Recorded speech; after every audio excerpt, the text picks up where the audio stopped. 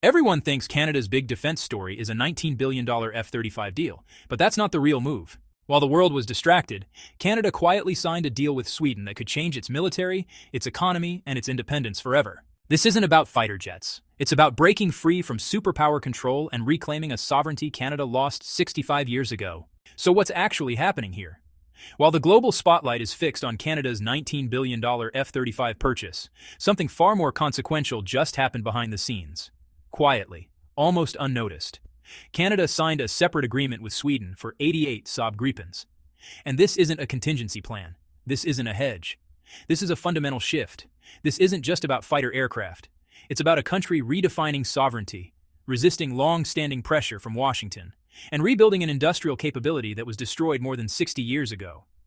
What most media outlets are missing is that this deal doesn't just reshape Canada's Air Force. It rewrites the rules for how mid-sized nations can step out of superpower orbit. Before we go any further, hit the like button. It tells YouTube this topic matters. For decades, Canada operated as America's junior partner in the defense ecosystem. It bought U.S. weapons, aligned closely with NATO priorities, and accepted its role inside supply chains dominated by Lockheed Martin and Boeing.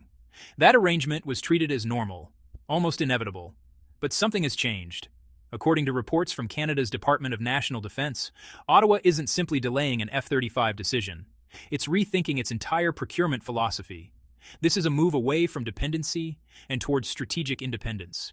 And the Gripen is the instrument enabling that transition. Why now? Analysts point to three clear drivers. First, F-35 costs continue to surge far beyond initial projections.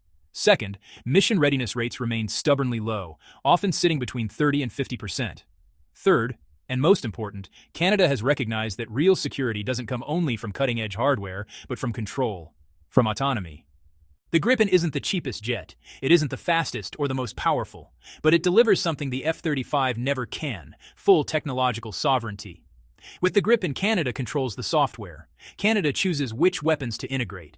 Canada doesn't need approval from Washington to upgrade systems or deploy missions. Defense analysts are clear on this point. This isn't rejection of alliances, it's maturity. Canada remains a NATO member. It remains a NORAD partner. But it's redefining the terms. And Sweden isn't just selling aircraft, it's offering a completely different defense model. Now let's talk geography. Canada holds the largest Arctic territory on Earth. Temperatures routinely fall below -40 degrees Celsius. Runways are short, rough, and remote. Infrastructure is minimal. Operations must be independent, dispersed, and reliable. The F-35 was built for modern expeditionary warfare. Large bases, massive maintenance crews, complex logistics chains.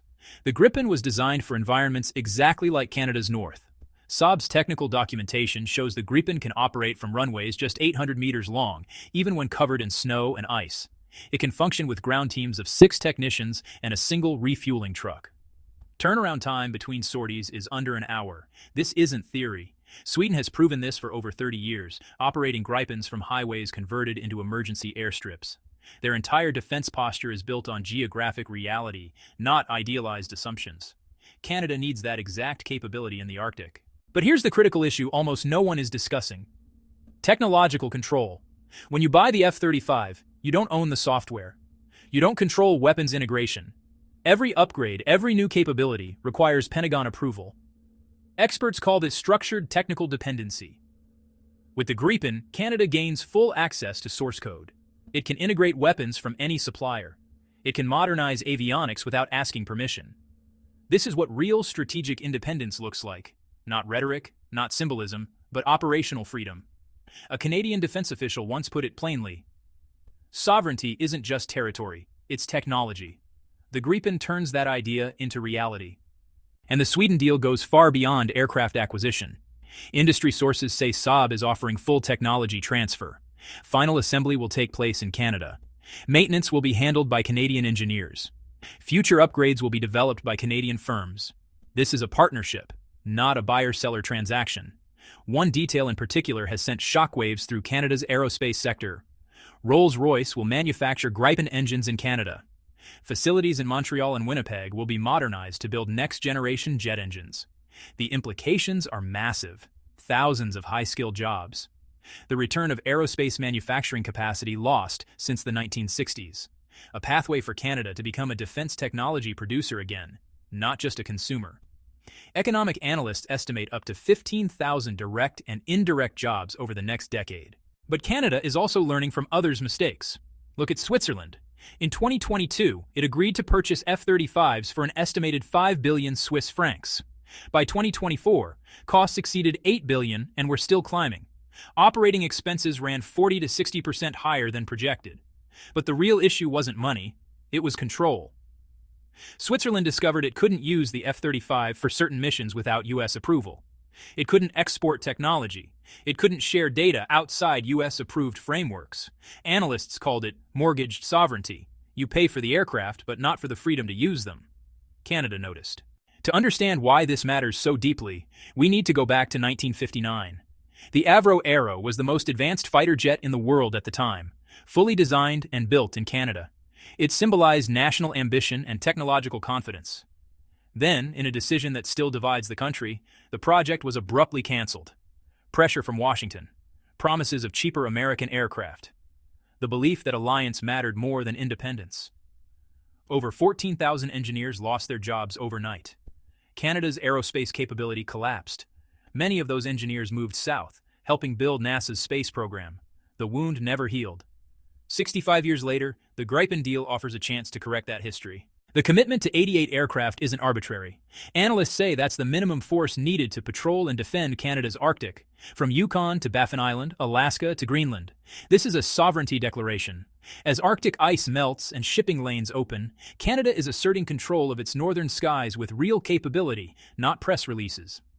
The Arctic is about to have an owner, and this time, Canada holds the keys. There's another layer most people are missing.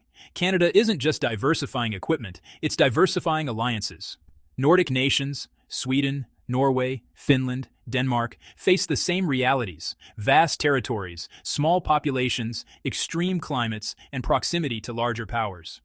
Experts argue the Gripen deal lays the foundation for a new defense cooperation model: shared technology, joint training, integrated supply chains, and a philosophy based on efficiency rather than dominance. This doesn't replace NATO, it balances it. And the numbers are striking. With Gripens, Canada could double flight hours on the same budget. Readiness rates are projected at 80 to 90% compared to 30 to 50% for the F-35. Cost per flight hour sits around $8,000 versus $35,000 to $47,000. Over 30 years, savings could reach $15 to $20 billion. But this isn't just about money. This is economic security intersecting with national security. This is choosing autonomy over dependency. If you've made it this far, consider subscribing. This is how we keep covering stories others avoid. So what does the 88 Gripen deal really mean? It's not a decision about jets, it's a decision about Canada's future. A future where sovereignty is enforced through technology, where alliances are built on equality, where Canada's defense industry isn't someone else's supply chain. 3 questions remain. How will NATO respond to a more independent Canada? Can Canada sustain this industrial momentum under external pressure? And in an increasingly contested Arctic, does practical capability matter more than theoretical superiority? Canada has made its choice. Now the world is watching.